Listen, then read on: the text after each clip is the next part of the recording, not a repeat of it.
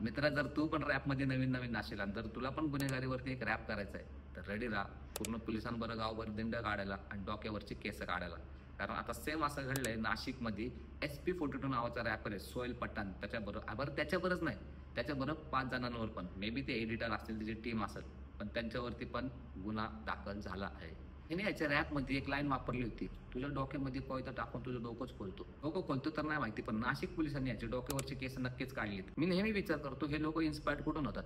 मी study केली तर कळलं अटलांटिक रॅपर, अमेरिकन रॅपर, जेवढे पण रॅपर आहेत बाहेरच्या देशातले, हे तिथून इन्स्पायर होतात. त्यांची जर लाईफस्टाईल बघायला गेलं, त्यांची लाईफस्टाईलमध्ये त्यांच्याकडे लायसन्सचे गन असतात, रिअल आईस असतात त्यांच्या गळ्यामध्ये. आणि तेच जर आपल्या भारतात बघायला गेलं, ज्याचे आईबाप रस्त्याला भाजीपाला पण विकतात, तो पण म्हणतो तुझी लायकीच नाही, मी तुला विकतच घेतो. हे असे लाईन्स रॅपमध्ये वापरून काहीच सोसायटीमध्ये बदल होणार नाहीये.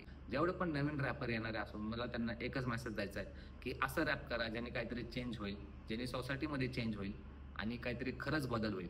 आणि जर तुम्ही या गुन्हेगारीवरती रॅप करणाऱ्यांपासून इन्स्पायर होत असतील तर सलाम आहे तुमच्या गांजलेल्या बुद्धीला. तुम्हाला कोणच नाही वाचू शकत. धन्यवाद.